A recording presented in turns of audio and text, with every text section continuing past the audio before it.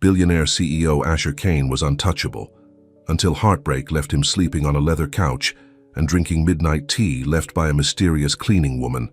But when kindness becomes connection, what is he willing to risk? Before we get into the story, comment below where in the world you are watching from today. The morning sun streamed through the floor-to-ceiling windows of Kane International Holdings, casting long shadows across the polished marble floors. Asher Kane stood at the window of his corner office, his tall frame silhouetted against the city skyline. At 47, he was at the peak of his career, powerful, respected, and feared in equal measure. His perfectly tailored charcoal suit showed not a single wrinkle, despite the fact he had slept on his office couch again last night for the 4th month in a row. "Mr. Kane, your 9 o'clock is here," his assistant Meredith announced from the doorway. Asher nodded without turning around. "Give me 5 minutes." When the door closed, he allowed himself a moment of weakness. He rubbed his tired eyes and glanced at the leather couch against the wall. A folded blanket and pillow were neatly tucked behind it, his secret. No one knew he had been sleeping here since Claire had walked out 4 months ago, leaving nothing but a diamond ring on their dining table. No note, no explanation, just emptiness. Asher straightened his tie and put on the mask he wore so well. The ruthless businessman who never showed vulnerability. The man who didn't lose. "Send them in," he called out, settling into his chair. The day passed. In a blur of meetings, conference calls, and decisions that would make or break millions of dollars, Asher moved through it all with the precision and control that had made him legendary in business circles. But inside, a hollow feeling had taken root, growing larger with each passing day. By evening, most of the employees had gone home. The cleaning staff had arrived, moving quietly through the building like shadows. Asher barely noticed them. He was reviewing contract terms when his phone rang. "Asher, where have you been hiding?" The voice of Jackson Reed, his oldest friend and business partner, boomed through the speaker. "Working, Jackson, someone has to." Jackson laughed. "All work and no play makes Asher a dull boy. You need to get out of that office." "It's been 4 months since Claire—" "I don't want to discuss Claire." Asher cut him off sharply. Fine, but you can't hide in that office forever. Come have dinner with me and Patricia tonight. We're worried about you." Asher sighed.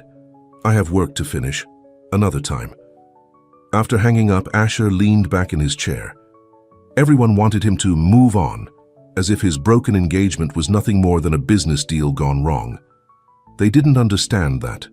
Claire had been his plan for the future, a future he had carefully mapped out like everything else in his life.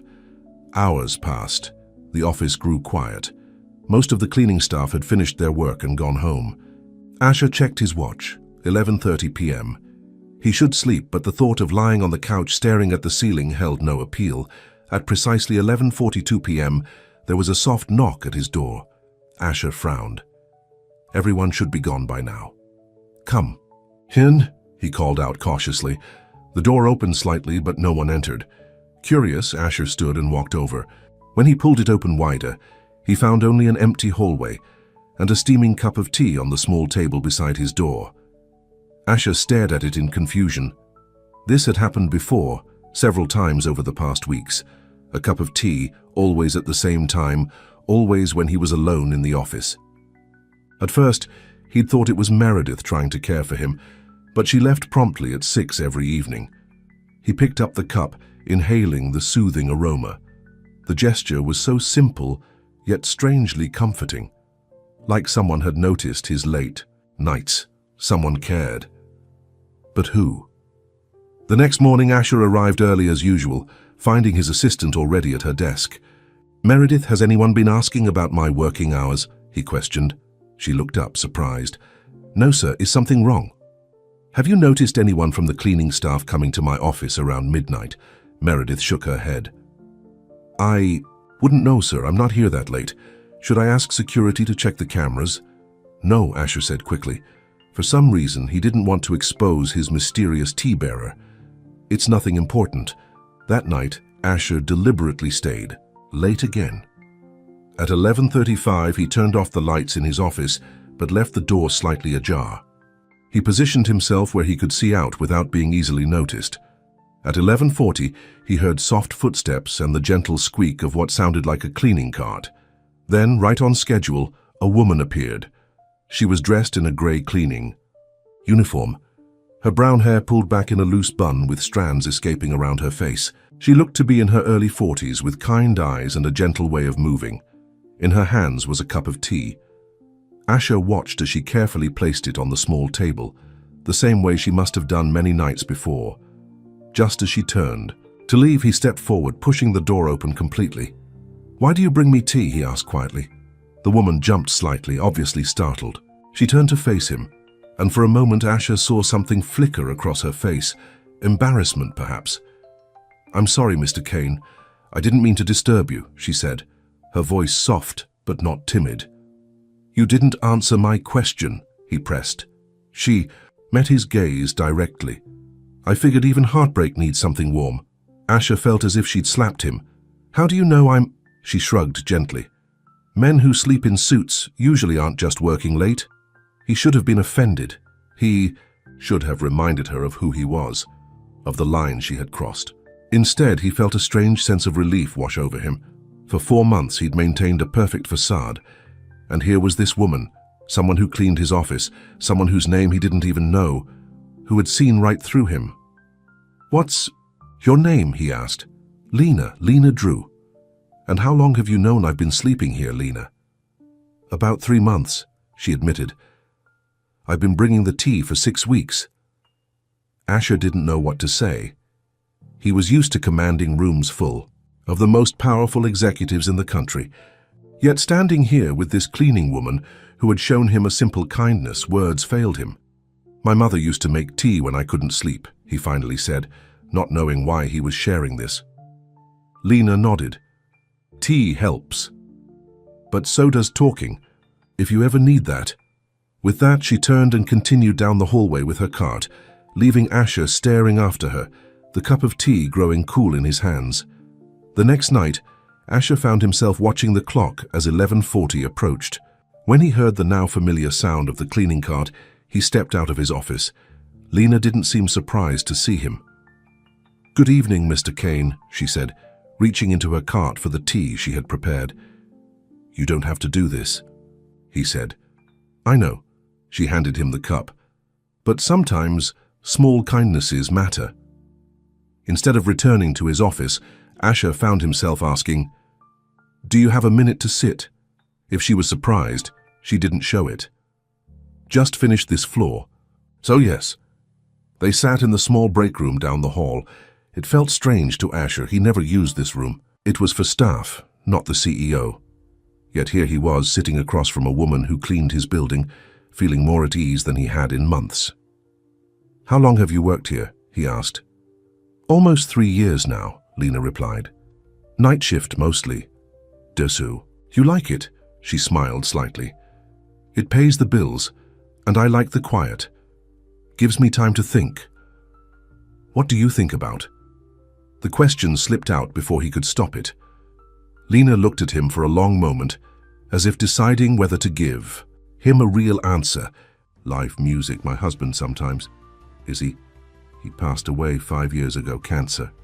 Her voice was steady, but Asher could hear the pain beneath the words.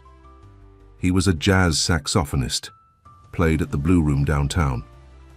"I'm sorry," Asher said. "Meaning it. We had 15 good years," Lena said, "more than some get." They sat in silence for a moment, sipping their tea. Asher found it oddly comforting, this quiet conversation with a stranger who somehow didn't feel like a stranger at all. "Your fiancé," Lena said carefully. "The one in the society pages with you." "She left?" Asher tensed. "Yes." He expected to feel anger at the personal question, but instead he just felt tired. 4 months ago, no warning." "That's rough," Lena said simply. "The board doesn't know I've been staying here," Asher admitted. "They'd see it as a weakness." "Heartbreak isn't weakness, Mr. Kane. It's just being human." The words hung in the air between them. For years, Asher had built his reputation on being more than human, being untouchable, undefeatable. And in the span of one evening, this woman had seen through all of it. "Call me Asher," he said. "Please." Lena nodded, a small smile touching her lips. Asher then. Over the next few weeks, a routine developed. Asher would work late, and at 11:42, Lena would arrive with tea. Sometimes they would talk for only a few minutes. Other nights, their conversations stretched longer. He learned that she had a small apartment across town, that she loved old jazz records, and that she read voraciously, mostly history and biography. She didn't complain about her life or circumstances, though Asher could tell things weren't easy for her. In turn, he found himself sharing things he rarely discussed with anyone, stories about his childhood, his difficult relationship with his father, the pressure he felt to always succeed. He even told her about Claire, about the confusion and hurt he still carried. "She never gave me a reason," he confessed one night. "Just left, after 2 years together. Sometimes people leave because they're afraid of staying," Lena said thoughtfully, "afraid of what they might find out about themselves." Asher found her perspective refreshing. She didn't flatter him or tell him what he wanted to hear like so. Many people in his life did. One night in late October, Asher was in the middle of a major crisis. A deal in Asia was falling apart, and he had been on calls all day trying to salvage it. By the time 11:42 rolled around, he was frustrated and on edge. When Lena knocked softly, he barked, "Not now!" She left without a word, and immediately Asher regretted his tone. He hurried to the door, but she was already gone. The cup of tea sat on the small table, steam rising from it as always. The next night, he made a point to be waiting when she arrived. "I'm sorry about yesterday," he said before she could speak. Lena shook her head. "No need to apologize. Bad days happen. Still, I shouldn't have snapped at you." "True," she agreed with a small smile. "But I forgive you." They settled into their usual spots in the break room. Asher noticed that Lena looked tired, more so than usual. "Long day?" he asked. "My second job had me working extra hours," she explained. "The diner where I work mornings was short-staffed." Asher was surprised. "You work 2 jobs?" "Most of us do," she said simply. "One job rarely pays enough." He felt a strange guilt wash over him. Here he was, one of the wealthiest men in the city, while the woman who had shown him such kindness worked herself to exhaustion just to get by. "I could help," he offered impulsively. "I could get you a better position here, something that pays more." Lena looked at him, her expression unreadable. "Is that what you think I want from you, Asher? A job upgrade?" "No, I didn't mean... I'm good at what I do," she said firmly. "I'm not looking for charity or favors."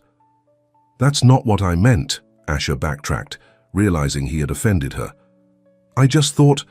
"I know what you thought," Lena said, her voice gentle but firm. "But this," she gestured between them, "whatever it is, it works because we're just 2 people talking. Not the CEO and the cleaning lady. Just Asher and Lena." Asher nodded slowly, understanding what she meant. Their late-night conversations had become a refuge precisely because they existed outside the normal hierarchies of his world. "You're right," he admitted. "I'm sorry." As November began, Asher realized something had changed within him. He found himself looking forward to those late-night conversations more than anything else in his day. He started asking Lena about books she had mentioned, listening to jazz albums she recommended, and for the first time in 4 months, he wasn't thinking about Claire anymore. "You seem different lately," Jackson commented during a lunch meeting. "Less intense. Are you finally getting over Claire?" Asher shrugged. "Maybe I'm just getting perspective." "Well, whatever it is, the board has noticed. They're pleased." Jackson leaned in closer. "Though there are some rumors going around that you've been spending nights at the office." "People talk, Asher." Asher felt a flicker of unease. "I work late sometimes. You know how it is." "Sure, but..." Jackson's phone rang, interrupting them. "Sorry, need to take this, but we'll talk more later." That night, when Lena arrived with the tea, Asher felt a strange tension. Their easy comfort was still there, but now there was something else, an awareness that had been building between them for weeks. "You know," Lena said as they sat together, "when I first started bringing you tea, I thought you might fire me for overstepping." Asher smiled. "I probably would have a few months ago." "What changed?" He looked at her, really looked at her, at the kindness in her eyes, the strength in her posture, the quiet dignity she carried. "I did," he admitted. "You made me see things differently." "That's what happens when you talk to people outside your usual circle," Lena said with a smile. "You get new perspectives." As the clock approached midnight, neither seemed eager to end their conversation. But finally, Lena stood. "I should finish my rounds," she said. "Of course." Asher stood as well. "Lena, I've been thinking, there's a tribute concert at the Blue Room this weekend. For jazz musicians who've passed away in the last decade. Your husband might be honored. Would you want to go?" "With me?" The invitation hung in the air between them, a step across a line they had been carefully maintaining. Lena looked surprised, then thoughtful. As friends," Asher said quickly, though he wasn't sure that was entirely true anymore. "Just to listen to good music and remember." Lena smiled, a real smile that reached her eyes. "I'd like that, Asher. I'd like that very much." As she walked away, Asher felt something he hadn't experienced in a long time. Hope. Not the calculated optimism he showed shareholders or the confident predictions he made in boardrooms. Real hope. The kind that made his heart beat a little faster. Neither of them noticed the figure standing in the shadows at the end of the hallway, Jackson Reed, who had returned to drop off some documents for the morning meeting. He watched the exchange between his best friend and the cleaning woman with narrowed eyes. As Asher returned to his office, a hint of smile on his face, Jackson pulled out his phone and made a call. "Patricia? It's me. I think we have a problem with Asher. A big one." "Jackson." Reed paced the floor of his luxurious penthouse apartment, phone pressed to his ear. "Patricia, you should have seen them. Our friend, the great Asher Kane, making eyes at a cleaning woman. It's like he's lost his mind." His wife, Patricia, seated on their white leather sofa, frowned. "Are you sure you're not overreacting? Maybe they're just friendly." "Friendly?" Jackson scoffed. "The Asher we know doesn't do friendly with the cleaning staff. Something's going on, and the timing couldn't be worse. The Nakamura deal is hanging by a thread, and the board is already nervous about Asher's state of mind since Claire left." "What are you going to do?" Patricia asked, concern evident in her voice. Jackson's expression hardened. "Whatever it takes, to protect Asher from himself and the company." The next morning, Asher arrived at the office feeling more energized than he had in months. The thought of attending the jazz concert with Lena had given him something to look forward to, something personal, not related to business or his broken engagement. "Morning, Meredith," he greeted his assistant with unusual cheerfulness. She looked up in surprise. "Good morning, Mr. Kane. Mr. Reed is waiting in your office. He said it's urgent." Asher's smile faded. Jackson rarely came to his office this early. "Unless there was a problem." "Asher," Jackson stood as he entered. "We need to talk." "About the Nakamura deal?" Asher asked, setting his briefcase down. "About you," Jackson replied. "And your sleeping arrangements." Asher felt a cold knot form in his stomach. "What are you talking about?" "I know you've been sleeping in your office since Claire left." "The security guards talk. The cleaning staff talks." Jackson paused meaningfully. "Especially one member of the cleaning staff, it seems." Asher's jaw tightened. "Have you been spying on me?" "I came by last night to drop off the Nakamura documents. Anne saw you with her." Jackson's tone was accusatory. The cleaning woman, having what looked like a very intimate conversation. "Her name is Lena," Asher said, his voice controlled despite his rising anger. "And who I talk to is my business. Not when it affects the company." Jackson leaned forward. "The board is already concerned about your judgment since Claire left. What do you think they'll say when they hear you're living in your office and getting cozy with the custodial staff?" "They won't hear it unless someone tells them," Asher responded coldly. "People are already talking, Asher." Jackson's tone softened slightly. "Look, I'm not your enemy. I'm trying to protect you. The Nakamura deal is worth billions. We can't afford any distractions or scandals right now." Asher ran a hand through his hair, frustration evident. "There's no scandal, Jackson. Lena is..." He paused, not sure how to explain what she had become to him. "She's a friend." Jackson raised an eyebrow. "A friend? Do you even hear yourself?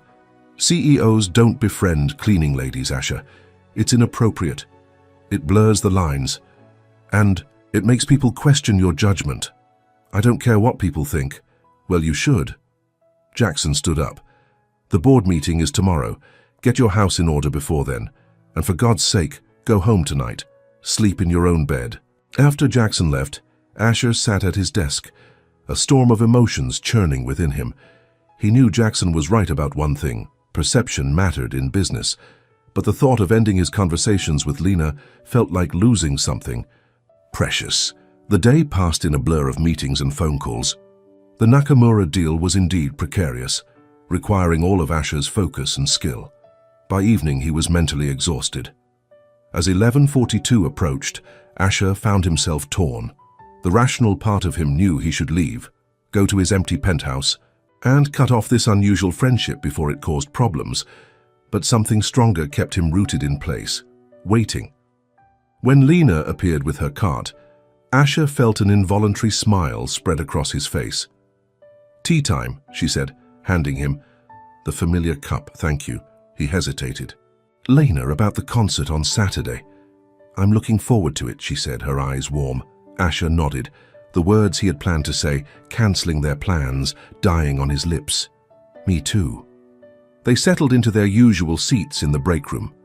Asher noticed Lena seemed particularly tired tonight. "Rough day?" he asked. She sighed. "The diner was short-staffed again. Been on my feet since 5 a.m. "You work too hard," Asher said softly. "Says the man who practically lives in his office," she countered with a smile. Asher chuckled, but his mind was still on Jackson's warning. "Can I ask you something, Lena? Do you ever talk to other employees about just our conversations?" She looked surprised. "Of course not. Why would I?" "No reason," he said quickly. "Just curious." Lena studied him for a moment. "Something's bothering you," Asher hesitated. It was uncanny how easily she could read him when most people saw only what he wanted them to see. "My friend Jackson saw us talking last night," he admitted. "He's concerned about how it might look to the board, a CEO getting friendly with a member of the cleaning staff." "I see," Lena said, her expression unreadable. "And what do you think?" "I think," Asher began, then stopped. What did he think? That these late-night conversations had become the brightest part of his day? That for the first time in months, he felt like himself again? "I think Jackson doesn't understand what these talks mean to me." Lena was quiet for a moment. "And what do they mean to you, Asher?" The question hung in the air between them, loaded with possibilities neither had acknowledged until now. "They mean..." Asher searched for the right words. "Peace, connection, something real in a world that often feels so false." Lena nodded slowly. "I understand, but if these conversations are causing problems for you..." "They're not," Asher interrupted firmly. "And even if they were, I wouldn't want to stop." The sincerity in his voice surprised even him. Lena's eyes softened, and for a moment, Asher thought she might reach for his hand. Instead, she checked her watch. "I should finish my rounds," she said, standing. "The concert starts at 8 on Saturday. I can meet you there." "I'll pick you up," Asher insisted. "Just give me your address." After Lena left, Asher sat alone in the break room, turning their conversation over in his mind. He knew he was at a crossroads. The safe choice would be to distance himself from Lena, focus on the Nakamura deal, and avoid any potential scandals. But, for once in his life, Asher didn't want to make the safe choice. The board meeting the next day was tense. The Nakamura deal dominated the discussion, with several board members expressing concerns about the Japanese company's hesitation. "They're worried about leadership stability," one board member noted pointedly, looking at Asher. "After your broken engagement made headlines, there have been questions about your personal life affecting business." Asher maintained his composure. "My personal life has no bearing on my ability to lead this company. The Nakamura family simply wants better terms. We're negotiating." Jackson cleared his throat. "Perhaps a show of stability would help. The charity gala next week would be a perfect opportunity to demonstrate that you've moved on. Maybe escort someone suitable." The suggestion wasn't subtle. Asher knew exactly what Jackson meant by someone suitable, not Lena Drew. After the meeting, Jackson approached him. "Patricia's sister is in town, Harvard Law graduate on the City. Arts Council. She'd be perfect for the gala." I already have plans for the gala, Asher lied smoothly. With whom? That's my business. Asher gathered his files. The Nakamura deal will go through, Jackson. Trust me to do my job. I always have, Jackson replied, but lately I'm not sure you're thinking clearly. Saturday evening arrived, and Asher found himself standing outside Lena's modest apartment building. He had left his usual luxury car at home and taken a taxi, not wanting to draw attention in her neighborhood. When Lena opened her door, Asher was struck speechless. Gone was the gray uniform and practical bun. Instead, she wore a simple blue dress that brought out the warmth in her eyes, and her brown hair fell in soft waves around her shoulders. "You look beautiful," he said honestly. A faint blush colored her cheeks. "Thank you. Come in for a minute while I get my coat." Asher stepped into her small apartment, immediately struck by how much it reflected Lena herself. Modest but warm, with bookshelves lining one wall and old jazz records displayed lovingly on another. Photos of a smiling man holding a saxophone sat on a side table. Her late husband, Asher, assumed. "That's Michael," Lena confirmed, following his gaze. "He would have loved tonight's concert. The Blue Room was like a second home to him." Asher nodded, studying the happy face in the photo. "He looks like he was a good man." "The best," Lena said softly. She picked up her coat, a slightly worn but elegant black wool. "Shall we?" The Blue Room was packed when they arrived. The small jazz club had an intimate atmosphere. Dim lighting, small tables clustered around a central stage, walls lined with photos of musicians who had played there over the decades.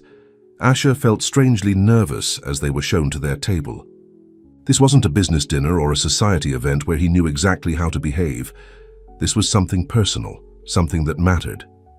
"Are you okay?" Lena asked as they settled in. "Fine," Asher assured her. It's been a while since I've done anything like this." Lena smiled understandingly. "Me too." The lights dimmed further, and the club owner stepped onto the stage. "Welcome to our annual Remembering the Greats night," he announced. "Tonight, we honor those who filled this room with music, but are no longer with us. We remember their spirit, their talent, and their love of jazz." As he began reading names, showing photos of each musician on a screen behind him, Asher noticed Lena tensing beside him. "Michael Drew," the owner announced, "whose saxophone could make you laugh or cry sometimes in the same song. Gone 5 years now, but never forgotten."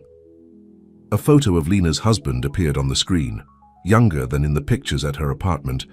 Caught in a moment of pure joy as he played his saxophone, Asher felt Lena's hand trembling slightly on the table. Without thinking, he reached over and covered it with his own. She didn't pull away. The music began, a collection of the city's best jazz musicians playing the signature songs of those being honored. When they reached Michael Drew's piece, a team-up, haunting saxophone solo that filled the room with emotion, Asher saw tears sliding silently down Lena's cheeks. "We can leave if this is too much," he whispered. She shook her head.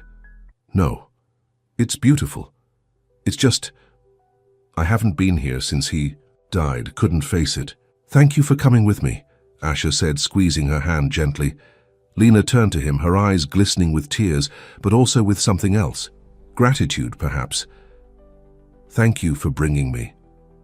I needed this. To remember him in a place where he was happy." After the concert, they walked along the river, the city lights reflecting on the water. The night was cool but clear, and neither seemed eager to end the evening. "Michael used to say that jazz is like life," Lena said as they leaned against the railing, looking out at the water. "It doesn't always go where you expect, but that's what makes it beautiful." Asher smiled. "Sounds like a wise man." He was. Lena turned to face him. "What about you, Asher? Was your life always so planned?"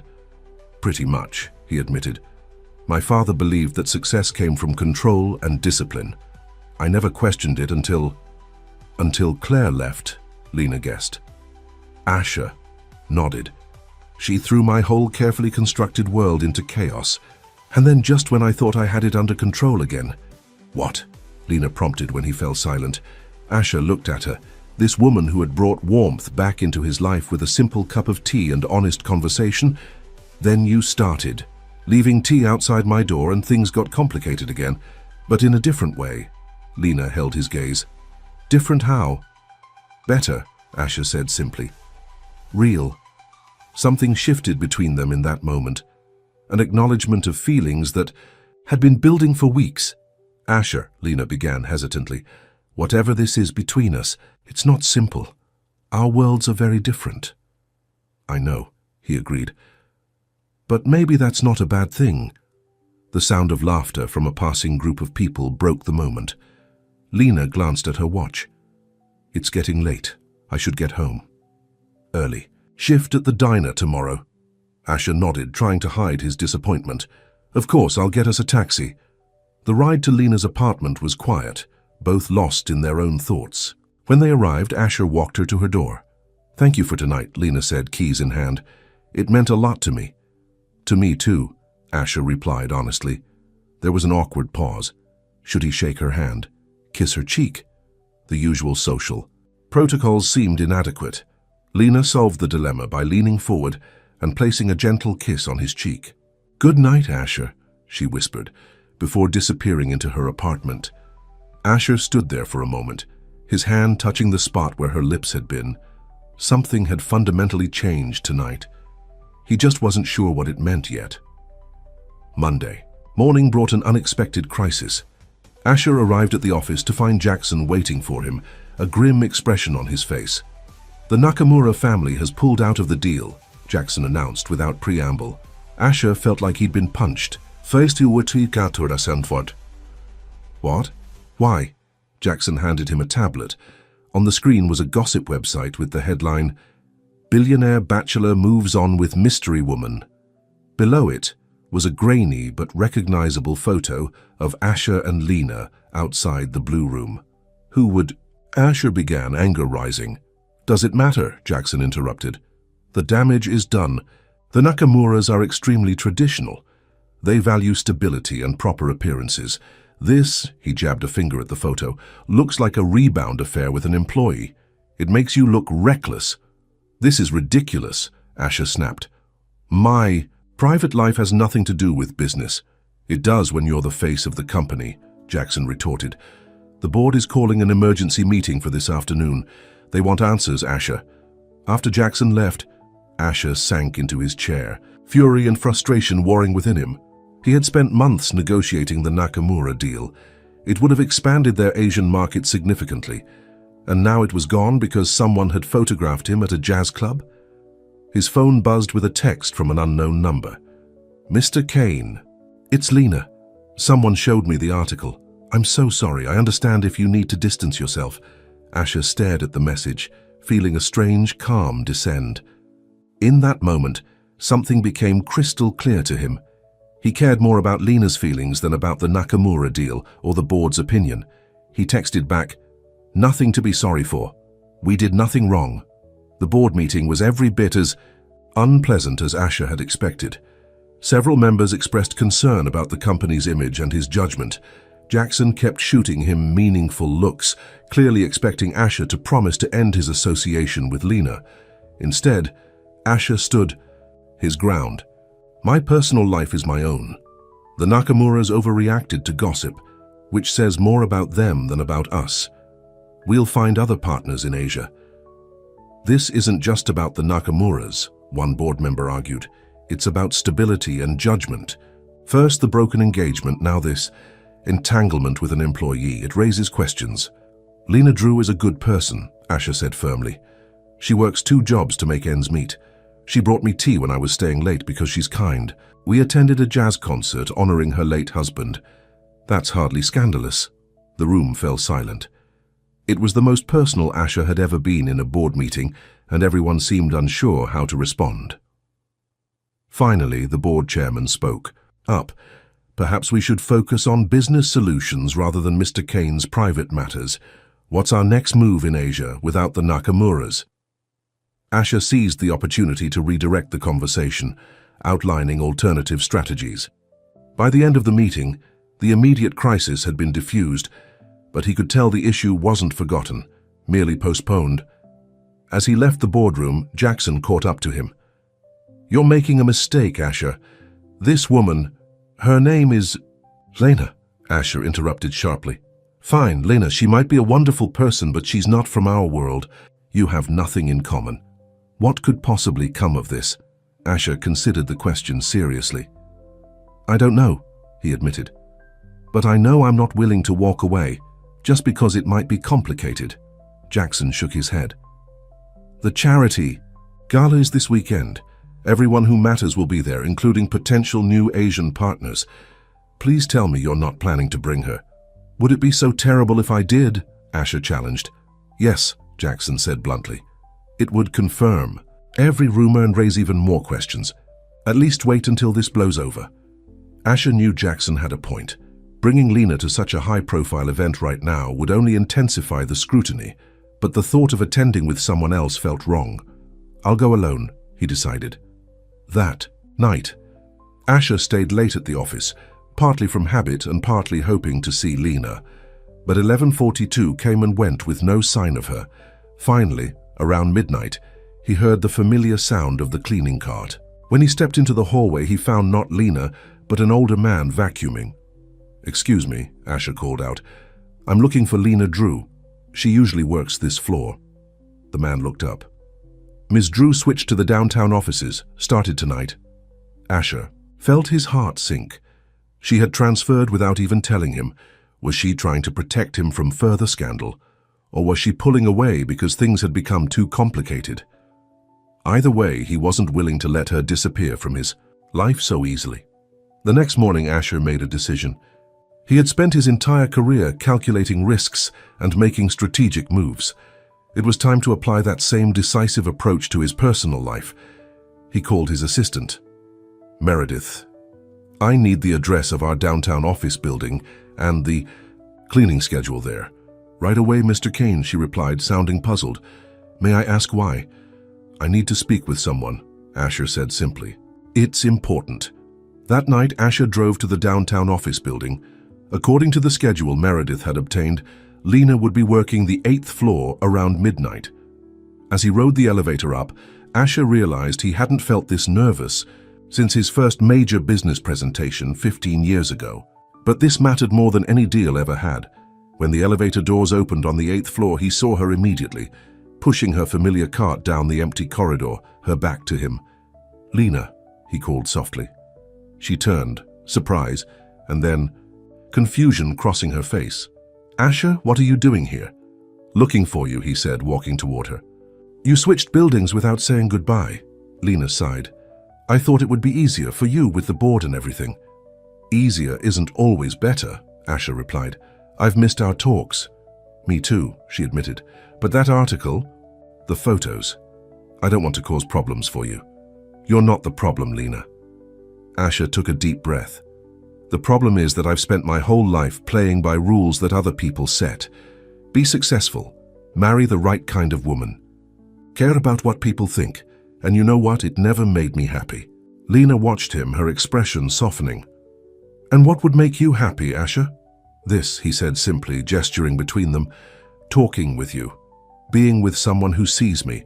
Not just what I represent. Someone who leaves tea outside my... Technical because she knows I'm hurting. Lena's eyes glistened with unshed tears. It's not that simple. Our worlds are so different. I don't care, Asher insisted. I care about you. The rest we can figure out together, if you want to. The question hung in the air between them. A possibility, a risk, a hope. Lena stepped closer to him, a small smile playing at her lips. Well, Mr. Kane, I've never been one to back down from a challenge. Asher felt something tight in his chest, loosen at her words. Is that a yes?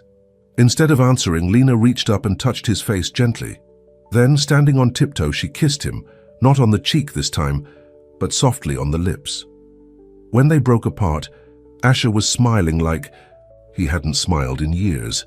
I should have looked for you sooner. Better late than never, Lena replied, her eyes twinkling. As they stood together in the empty corridor, Asher knew there would be obstacles ahead. The board would object, Jackson would disapprove, society would whisper. But for the first time in his life, Asher Kane didn't care what anyone else thought. He had found something real in a world of pretense, and he wasn't going to let it go. News traveled fast in the corporate world. By the next morning, rumors were flying through Kane International Holdings that Asher Kane, the untouchable CEO, was involved with a cleaning woman from the downtown offices. Jackson Reed sat in his spacious office, phone pressed to his ear. "Patricia, it's worse than we thought. He went looking for her at midnight in the downtown building." "Are you sure?" his wife asked, concern evident in her voice. "My source in security confirmed it," Jackson replied grimly. "This isn't just a passing fancy. He's serious about her." Patricia sighed. "What are you going to do?" Jackson's expression hardened. "Whatever it takes to protect the company. And Asher, even from himself." Across town, Lena Drew was finishing her morning shift at the diner. As she refilled a customer's coffee cup, her mind drifted to the night before, to Asher standing in that empty hallway, telling her he didn't care what anyone thought, to the kiss they had shared. It felt like a dream, the kind that would evaporate in the harsh light of day. "Lena, phone call for you," the diner manager called out. She wiped her hands on her apron. "Who is it?" "Didn't say. Just asked for you." Line 2. Lena picked up the receiver, expecting it to be about her second job. "This is Lena." "Good morning," Asher's warm voice came through, instantly bringing a smile to her face. "Asher? How did you know where I work?" I asked around, he admitted. "I hope that's okay." "It's fine," she assured him. "Just unexpected." "I wanted to ask you something," Asher continued. "There's a charity gala this Saturday. It's a big event for the company. Would you go with me?" Lena froze. A charity gala meant high society, wealthy donors, business associates, everything she was not. "Asher, I don't think that's a good idea," she said carefully. "Because of what people might say?" "Partly," she admitted. "But also because I don't belong in that world. I don't have gala dresses or know which fork to use for what," Asher chuckled.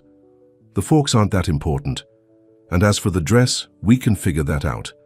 I want you there, Lena, as my date." Officially. The word officially hung in the air.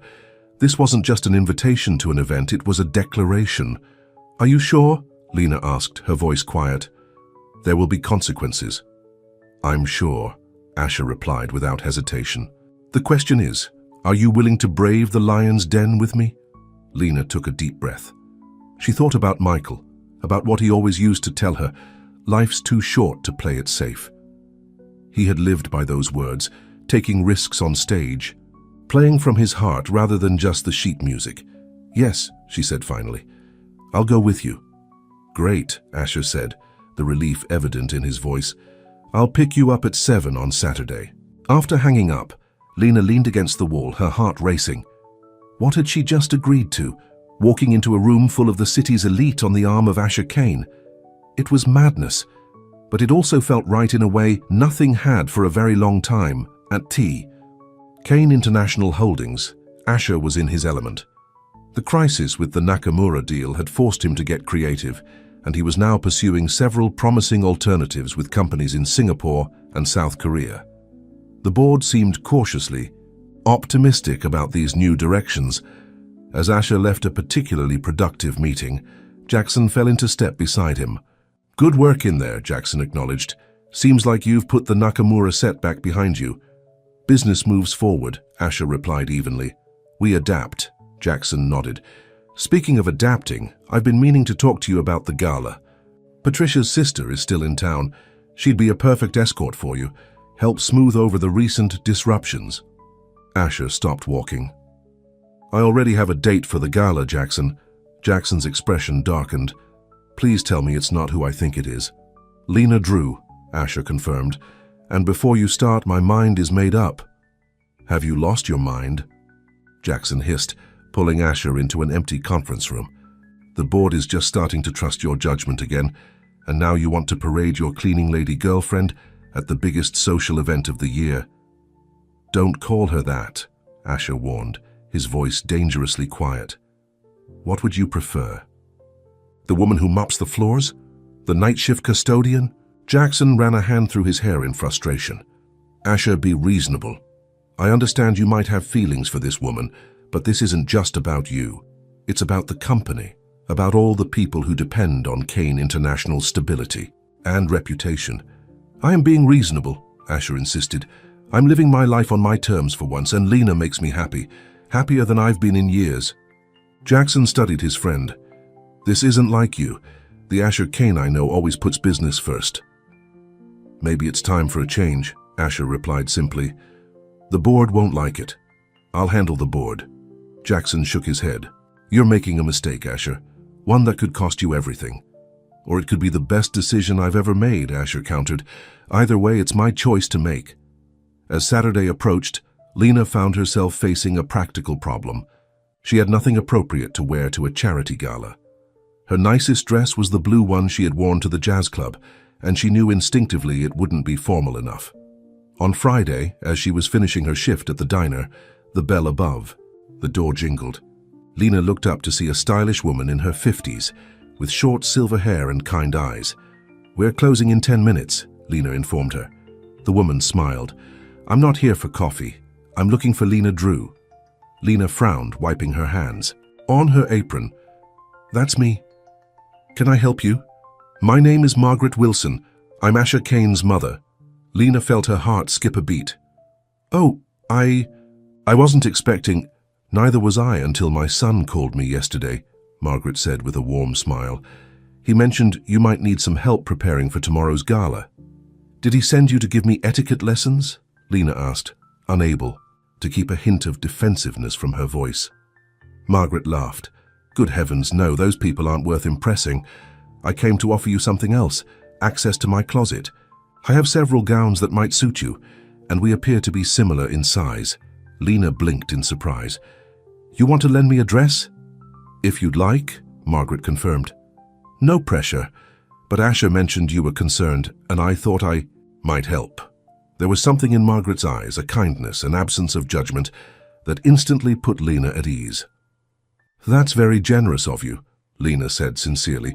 But why would you help me? You don't even know me. Margaret's expression softened. Because my son hasn't sounded this happy in years, not even with Claire, and I'm curious about the woman who put that warmth back in his voice. 2 hours later, Lena found herself in Margaret Wilson's elegant townhouse, surrounded by more beautiful dresses than she had ever seen in one place. What about this one? Margaret suggested, holding up. A deep emerald gown with simple lines and subtle beading. Lena touched the fabric reverently. That's beautiful, but I couldn't possibly try it on, Margaret encouraged. Humor an old woman. When Lena emerged from the dressing room, Margaret's eyes widened. Perfect, she declared. With your coloring, it's absolutely stunning. Lena turned to look in the full-length mirror and barely recognized herself. The emerald dress fit as if it had been made for her, highlighting her slender figure and bringing out the warm tones in her skin and hair. I can't accept this, Lena protested weakly. It's too much. Nonsense, Margaret replied firmly. It's been sitting in my closet for years. Now it will go to a gala and make my son smile. That's worth more than any dress. As Lena prepared to leave, Margaret took her hands. May I offer one piece of advice, my dear? Lena nodded. Those people tomorrow night, they'll judge you. They'll whisper. They'll try to make you feel small. Margaret's expression was serious. Don't let them. You've already won what matters, Asher's heart. The rest is just noise. Lena squeezed the older woman's hands. Thank you. Not just for the dress, but for understanding. Margaret smiled. I wasn't always Mrs. Wilson, the society matron, you know. I was a receptionist when I met Asher's father. I know what it's like to walk into a room and feel everyone wondering why you're there. Lena's eyes widened in surprise. I had no idea. Most people don't, Margaret said with a wink. That's the secret, Lena. In time, if you act like you belong, everyone else will believe it too. Saturday evening arrived all too quickly. As Lena put the finishing touches on her hair, swept up in an elegant knot that had taken 3 attempts to perfect, she felt a flutter of nerves in her stomach. This wasn't just a date. It was Asher making a statement to his entire social circle. A knock at her door announced his arrival. When she opened it, Asher stood there in a perfectly tailored tuxedo, looking every inch the powerful CEO. For a moment, Lena felt the gulf between their worlds acutely.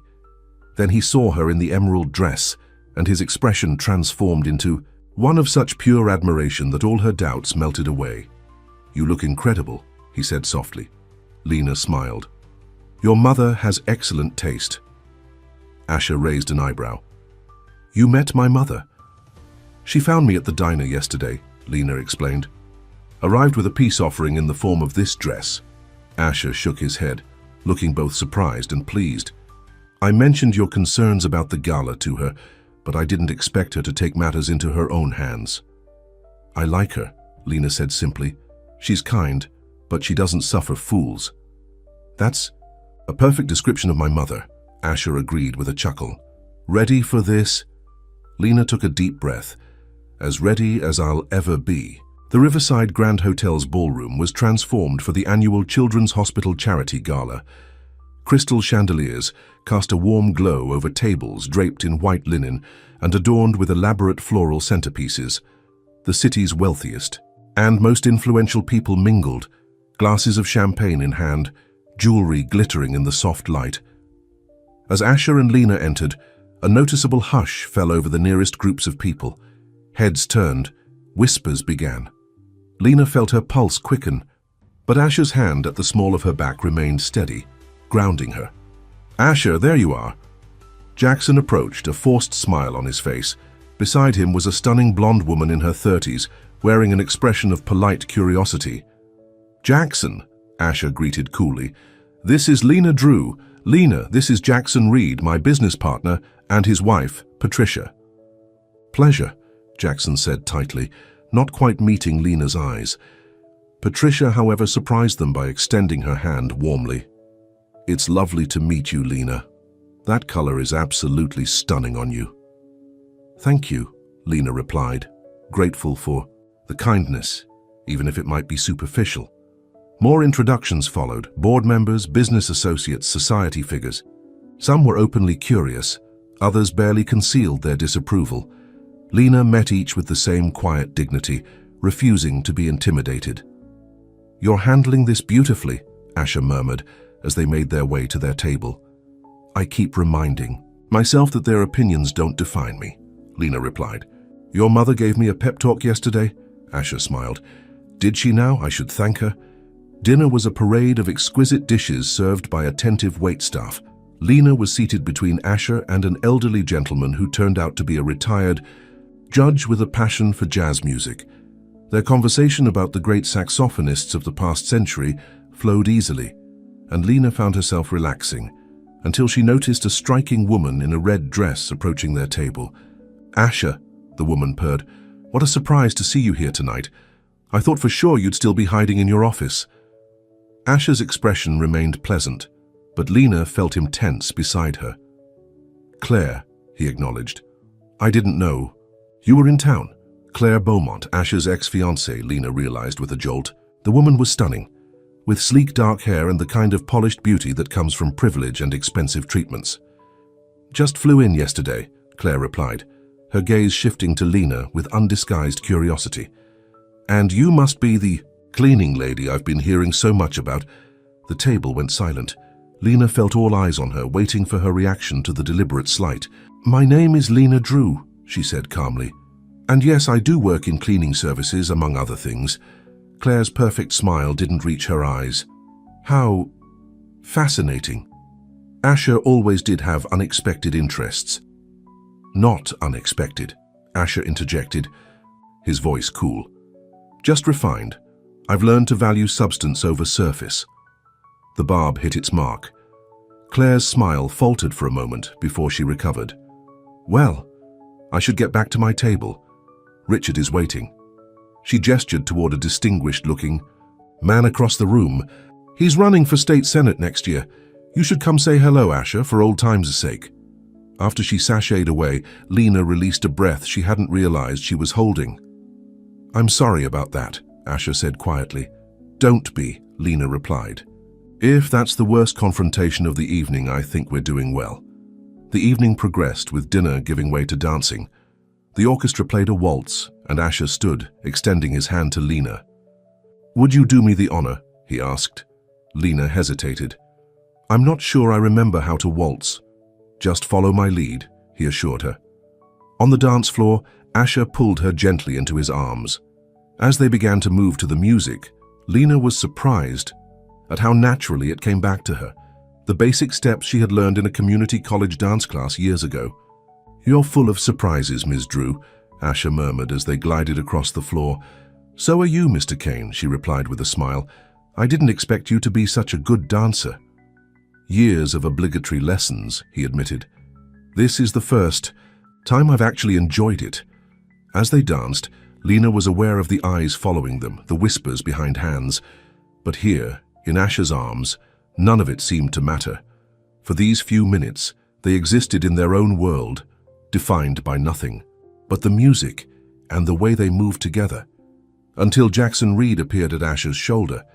"Sorry to interrupt, but we have a situation," he said urgently. "The Koreans are having second thoughts." Asher's expression clouded. "What? Why?" "They've heard rumors," Jackson said, glancing meaningfully at Lena. "About instability in leadership. They want reassurance." Asher sighed.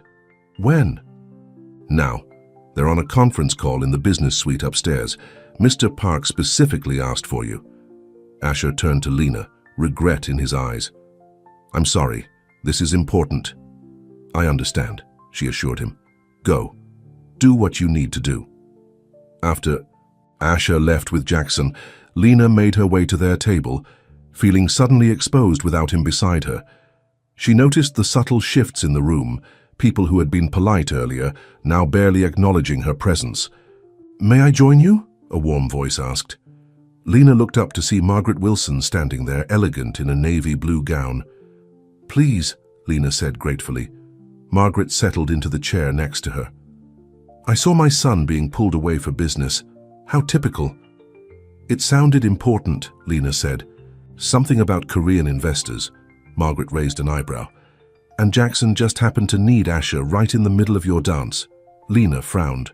"You think it was deliberate?" "I've known Jackson Reed for 20 years, Margaret replied. "He's as calculating as they come. Always has been, even when he and Asher were in college together." They sat in comfortable silence for a moment, watching the dancers. "They'll never accept me, will they?" Lena asked quietly. "These people?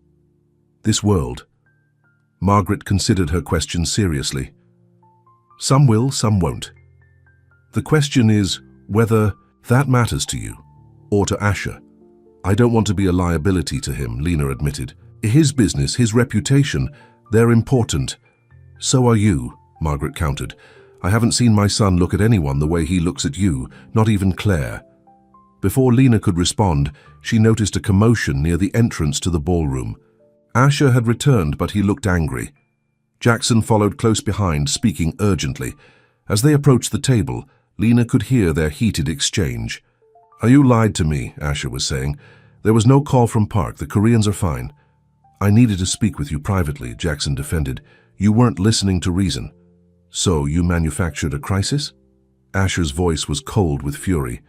"Crossed that line?" "I did what was necessary," Jackson insisted.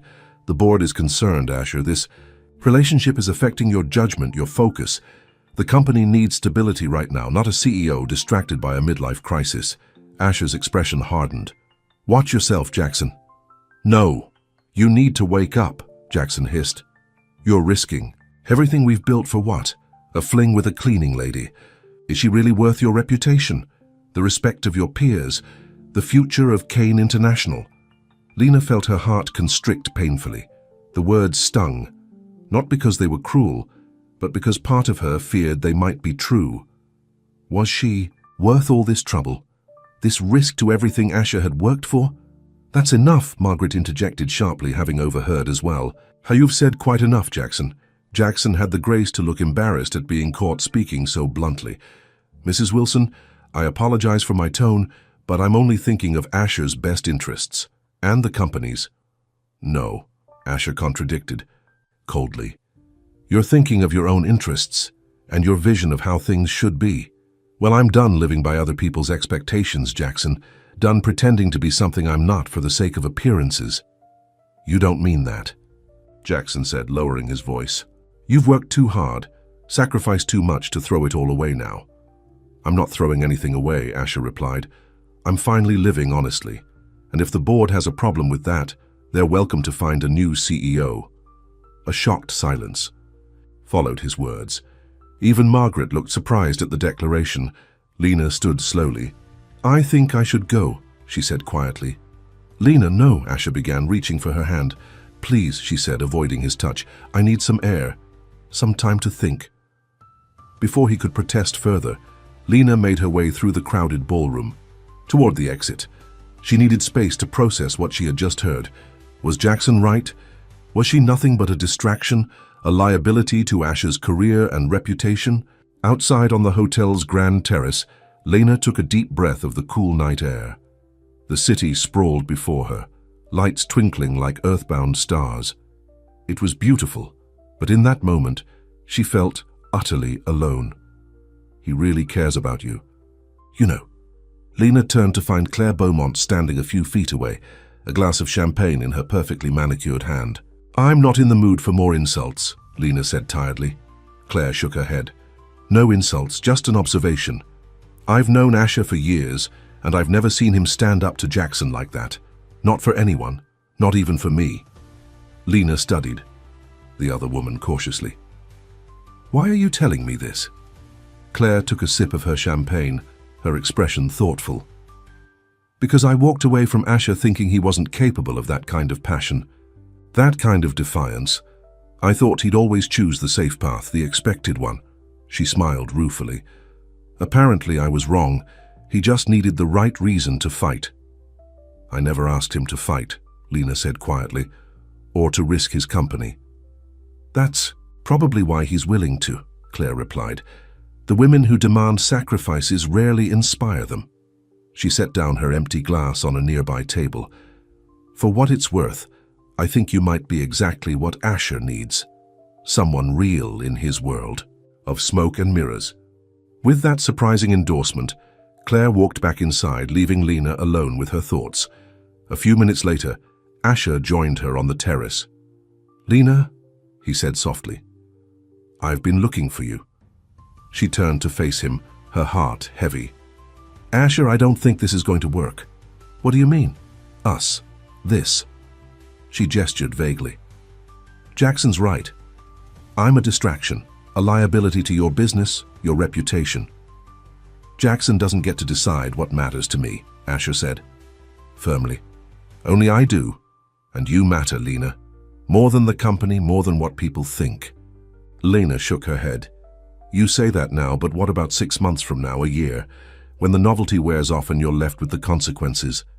I don't want you to wake up one day and resent me for costing you everything you've worked for." Asher moved closer, taking her hands in his. "That won't happen." "You can't know that," Lena insisted. "We're from different worlds, Asher. Maybe too different." "Then we'll build our own world," he replied simply. "Together." The conviction in his voice made her pause. "It won't be easy." "The best things rarely are," Asher said with a small smile. "Lena, before you came into my life, I was just going through the motions. Successful, yes, but empty inside. You changed that. You reminded me what it means to really live, to really feel. I'm not willing to go back to that emptiness. Not for Jackson, not for the board, not for anyone." Lena felt tears welling in her eyes. "I'm scared," she admitted. "Scared that I'm not enough, that I'll never fit into your life." "I already fit into the parts that matter," Asher assured her. "The rest is just details." He cupped her face gently. "I'm falling in love with you, Lena Drew, and that terrifies me more than any business risk ever could. But it's also the most alive I've felt in years." The words hung in the air between them, honest and vulnerable. Lena felt something shift inside her, a wall crumbling, a fear receding. "I'm falling in love with you too," she whispered, "and it terrifies me just as much." Asher smiled, relief and joy mixing in his expression. "Then we can be terrified together." As he leaned down to kiss her, Lena knew they were crossing a threshold. There would be challenges ahead, prejudices to face, differences to navigate. But in this moment, with the city lights spread out below them and the stars shining above, none of that seemed to matter. In Asher's arms, Lena felt something she hadn't experienced since Michael died, the sense that she belonged exactly where she was. Inside the ballroom, Jackson Reed watched the couple on the terrace through the large windows. His expression was unreadable as he pulled out his phone and dialed a number. "It's me," he said when the call connected. "We need to talk about Asher and his cleaning lady. I think it's time for Plan B." The gala continued around him, laughter and music filling the air, while on the terrace Asher and Lena remained in their own world, unaware of the storm gathering on the horizon. The Monday morning following the gala, Asher arrived at Kane International Holdings to find his assistant, Meredith, looking unusually anxious. "Mr. Kane, the board has called an emergency meeting," she informed him. 9 o'clock in the main conference room. Asher checked his watch, 8:30. "Any idea what this is about?" Meredith hesitated. "There are rumors, sir, about you and, well, about your personal life." "I see," Asher replied calmly, though internally he was bracing for battle. "Thank you, Meredith." In his office, Asher found a stack of financial reports that needed his review before the Asian markets opened, but his mind kept drifting to Lena and the night of the gala. Despite the confrontation with Jackson, it had ended wonderfully. After their moment on the terrace, they had returned to the ballroom, danced again, and then left early, stopping for ice cream at an all-night diner like teenagers. Lena had been different after their conversation, more relaxed, more confident, as if she had made a decision to stop worrying about what others thought and simply be herself. It was one of the many things Asher admired about her, that quiet strength that ran beneath her gentle exterior. At precisely 9 o'clock, Asher walked into the board meeting. He could feel the tension in the room immediately. Jackson sat at one end of the table, his expression grim. Beside him was Patricia, who avoided meeting Asher's eyes. "Asher, thank you for joining us," the board chairman, Walter Bennett, began formally. "We've called this meeting to discuss some concerns that have been raised about your recent behavior and its impact on the company." "My behavior," Asher repeated, keeping his tone neutral. "Yes," Walter continued. "Specifically, your relationship with an employee, which has now become public knowledge, and your apparent disregard for how this relationship might affect the company's reputation and stability." Asher nodded slowly. "I assume you're referring to Lena Drew." "We are," Walter confirmed.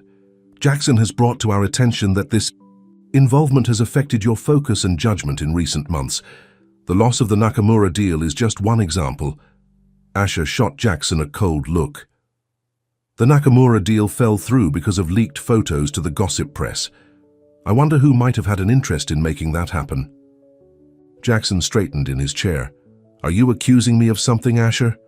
"I'm simply pointing out that timing is interesting," Asher replied coolly, "especially given your clear disapproval of my relationship with Lena."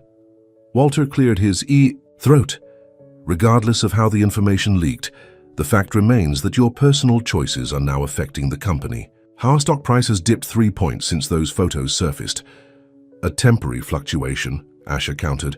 "The new Korean negotiations are proceeding well, and the Singapore deal is all but finalized. Both will more than compensate for the Nakamura loss." "Perhaps," another board member interjected, "but there's concern about the future, about your focus and priorities." Asher looked around the table, meeting each person's gaze directly. "Let me be clear. My relationship with Lena Drew is not up for discussion in this room. My personal life is my own. What is open for discussion is my performance as CEO, which remains exemplary by every measurable standard." "Asher," Jackson leaned forward, "no one is questioning your abilities. We're concerned about perception, about stability, especially after everything with Claire." "Ah, so that's it," Asher said, understanding dawning. "You think I'm having some sort of breakdown? First the broken engagement, now a relationship with someone inappropriate. You think I'm unstable?" Walter shifted uncomfortably. "We're simply concerned, Asher. You haven't been yourself lately." "Actually, Walter, I'm more myself than I've been in years," Asher replied firmly. "And if my choices make some of you uncomfortable, that's something you'll need to come to terms with, because I'm not ending my relationship with Lena." A tense silence fell over the room.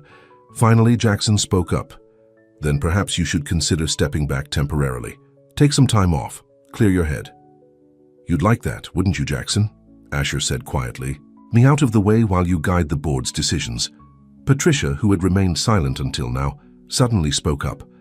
That's not fair, Asher. Jackson is thinking of the company, of you. Is he? Asher turned to her. Or is he thinking of himself? Of the power vacuum that would be created if I stepped down? That's enough, Walter interceded. This isn't productive. You're right, Asher agreed, standing up. So let me make this simple. I am the CEO of Kane International Holdings. My personal life is my own business. If the board feels that my performance is lacking, they're welcome to review the quarterly results, the new market expansions, and the rising profit margins. Beyond that, I suggest we focus on business matters in this room. With that, Asher walked out, leaving a stunned silence in his wake. As he returned to his office, his phone buzzed with a text from Lena. Thinking of you today. Hope the meeting goes well. Despite the confrontation, Asher smiled. Just a simple message from her could lift his spirits. He texted back, Stormy, but I'm still standing. Dinner tonight? Her reply came quickly. Of course. My place? I make. A mean lasagna. Perfect, he typed. Can't wait. The rest of the day passed in a flurry of work. Asher threw himself into finalizing the Singapore deal, determined to prove to the board, and perhaps to himself, that his personal life wasn't affecting his business acumen. By evening, he was ready for the comfort of Lena's company. Her small apartment, with its bookshelves and jazz records, had begun to feel more like home than his luxurious but sterile penthouse. When Lena opened the door, the warm smell of garlic and tomatoes enveloped him. You weren't kidding about the lasagna, he said, kissing her gently. Family recipe, she replied with a smile. My grandmother was Italian. Come in, it's almost ready. As they sat at her small kitchen table, eating lasagna and sharing a bottle of red wine, Asher recounted the board meeting. They really think I'm having some sort of midlife crisis, he said, shaking his head. As if finding happiness must mean I've lost my mind. Lena's expression was thoughtful.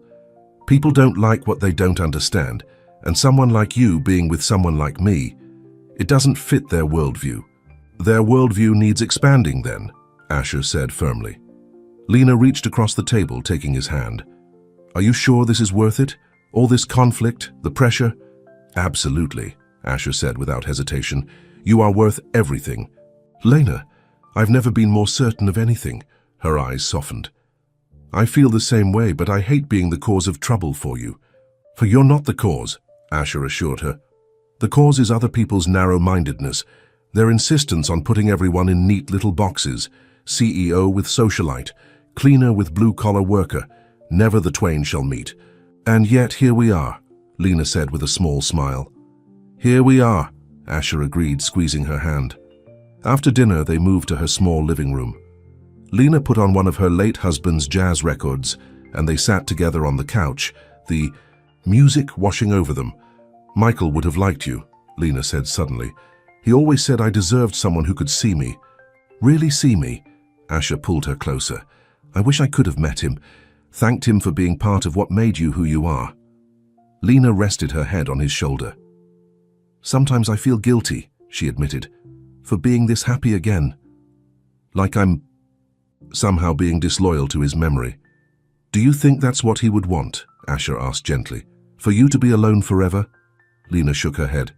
No. He made me promise, actually, in the hospital near the end. He said, when you're ready, find someone who makes you laugh, someone who sees your heart. Wise man, Asher said softly. They sat in comfortable silence for a while, listening to the soulful saxophone notes filling the room. Move in with me, Asher said suddenly. Lena sat up, looking at him in surprise. What? Move in with me, he repeated. Or I'll move in here, I don't care which. I just want to be with you every day, not just stolen evenings and weekends. Asher, are you sure? That's a big step. I'm sure, he said firmly. I love you, Lena. I want to build a life with you. Lena's eyes filled with tears. I love you too, she whispered. But your board already thinks you're having a breakdown. What will they say if we move in together? I don't care what they say, Asher replied. I'm done living for other people's approval." Lena studied his face, searching for any signs of doubt. Finding none, she nodded slowly. "Okay. Okay?" Asher repeated, breaking into a smile. "Yes," Lena confirmed, her own smile growing. "But not your penthouse. It's beautiful, but it doesn't feel like a home. Like somewhere real people live." "We'll find a new place," Asher agreed immediately. "Something that feels right for both of us." As they sealed the decision with a kiss, Asher felt a sense of rightness settle over him. This was what had been missing from his life. Not professional success or social status, but this simple, profound connection with someone who truly saw him. The next morning, Asher arrived at the office earlier than usual. He had a plan forming. One, that would secure his position at the company, while giving him the freedom to live his life on his own terms. He called his lawyer and his financial advisor, setting up meetings for later that day. Then he began drafting a proposal for the board. Around 10 o'clock, Jackson appeared in his doorway. "We need to talk," he said without preamble. "Come in," Asher replied calmly, setting aside his work. Jackson closed the door behind him. "You embarrassed me in front of the board yesterday. You brought my personal life up for discussion without warning me," Asher countered. "What did you expect?" Jackson sighed, dropping into a chair. "I expected you to see reason, to understand what's at stake here." "I understand perfectly," Asher replied. "I just have different priorities than you do." "We've been friends for 20 years, Asher," Jackson said, his tone softening. "I'm trying to protect you. This woman—" "Lena," Asher interrupted. "Her name is Lena, and she makes me happier than I've ever been, including with Claire, whom you approved of wholeheartedly." "Claire made sense," Jackson insisted. "She was from our world. She understood the demands, the expectations." "And she left without a word," Asher reminded him, "while Lena, who has every reason to run from the complications of being with me, has stood firm. Loyalty counts for something, Jackson." Jackson studied him for a long moment. "You really love her, don't you?" "I do," Asher confirmed simply. Jackson shook his head. "I still think you're making a mistake, but it's your mistake to make." He stood to leave, then paused. "The board is reconvening this afternoon. There's talk of asking for your temporary resignation." Asher nodded. "I expected as much. Thank you for the warning." After Jackson left, Asher accelerated his plans. He made several calls, had Meredith reschedule some meetings, and finalized the document he was working on. When the board meeting was called for 3 p.m., Asher was ready. Walter Bennett opened the session grimly. "Asher, after yesterday's discussion, the board has continued to express concerns about your judgment and focus. We believe it might be in everyone's best interest if you took a temporary leave of absence while these personal matters settle down." Asher remained calm. "Before you vote on that, I'd like to present an alternative proposition." He distributed copies of the document he had prepared. "This is a proposal for a restructuring of the executive leadership. Under this plan, I would remain CEO but focus primarily on client relations, strategic development, and international expansion, areas where my strengths and expertise are most valuable." The board members flipped through the pages, expressions ranging from surprise to interest. "Day-to-day operations would be overseen by a chief operating officer," Asher continued. "I'm proposing Jackson for that role, with appropriate compensation. Adjustments." Jackson's head snapped up, shock evident on his face. "Additionally," Asher went on, "I've included a detailed 5-year growth strategy, complete with projections that have been verified by our financial team this morning. You'll note that it includes the successful completion of both the Singapore and Korean deals, along with a new initiative in the European market that could increase our annual revenue by up to 30%. A murmur ran through the room as the board members examined the projections. "This is quite comprehensive," Walter admitted, clearly surprised. "I've also taken the liberty of transferring 10% of my personal shares in the company to a voting trust," Asher added. "These shares will be voted in accordance with independent assessments of company performance. If key metrics fall below established thresholds, those votes will automatically support new leadership." The room fell silent as the implications of this move sank in. Asher had effectively put a significant portion of his own power on the line, tied directly to his performance as CEO. In other words, he concluded, I'm giving you an objective measure of my leadership, one that transcends personal feelings about my private life. Walter cleared his throat. This is certainly an unexpected proposal, Asher. The board will need time to review it carefully. Of course, Asher agreed smoothly. I'm happy to step out while you discuss it. In the hallway outside, Asher waited, calmly. He was confident in his strategy. By offering Jackson a promotion, one that would give him more power and recognition, he had turned a potential enemy into a stakeholder in his success. By putting his own shares into a performance-based trust, he had demonstrated his commitment to the company's success above his personal control. After 30 minutes, he was called back in. We've reviewed your proposal, Walter announced. And, while we have some questions about specific details, the overall framework appears sound. We'd like to move forward with further discussion rather than the other option we were considering. Asher nodded, keeping his expression neutral despite the surge of relief he felt. I'm glad to hear that. I believe this structure will benefit everyone involved, the company, its shareholders, and its leadership team. Jackson caught up with him after the meeting. COO? With a 40% salary increase? He asked, still looking stunned. Why? Because you're good at what you do, Asher replied honestly, and because I'd rather have you working with me than against me. Jackson shook his head. I've never worked against you, Asher. I've always had the company's best interests at heart. As have I, Asher said. We just defined those interests differently. He extended his hand. Partners? After a moment's hesitation, Jackson took it. Partners. But don't think this means I approve of your relationship. I don't need your approval, Asher said mildly. Just your respect for my choices. Jackson nodded reluctantly. I can try to give you that much. That evening, when Asher told Lena about the day's events, she listened with a mixture of pride and concern. You're putting your own shares at risk? She asked. Because of me? Not because of you, Asher corrected gently. Because it's the right thing to do. Because my personal happiness shouldn't come at the expense of the company's success, and I'm confident it won't. This way everyone wins. Lena shook her head in wonder. You're something else, Asher Kane. So I've been told, he replied with a smile, pulling her close. Now, about finding us a new place to live. Over the next few weeks, life fell into a new rhythm. Asher and Lena spent their evenings house hunting, looking for a place that would feel like home to both of them. They finally settled on a brownstone in a quiet neighborhood. Not as luxurious as Asher's penthouse, but warm and full of character, with enough space for Lena's books and records, and a small garden that she immediately began planning for, at sea. Work. The restructuring was going smoothly. Jackson seemed to be embracing his new role with enthusiasm, and the Korean deal was finally signed, bringing a wave of positive press that helped erase the memory of the Nakamura setback. Even the board seemed to be coming around, especially as the quarterly results showed stronger performance than projected. Walter Bennett had even invited Asher and Lena to dinner at his home, a clear sign that acceptance, if not outright approval, was growing.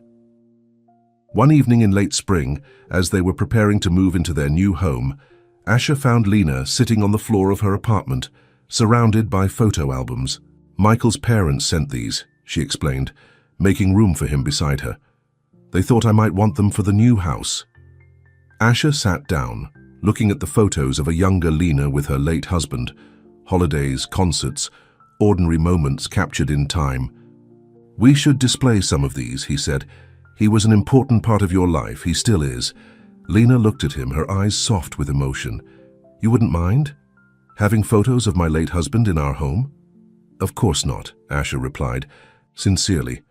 He helped make you who you are, the woman I love.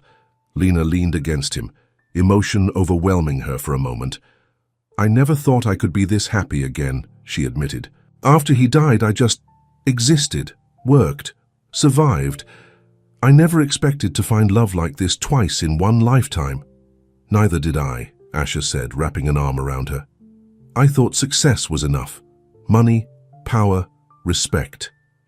Then Claire left, and I realized none of it meant anything without someone to share it with. But even then I was looking in all the wrong places, until you caught me leaving tea outside your door, Lena said with a smile. Until then, Asher agreed, kissing her forehead. Best thing that ever happened to me.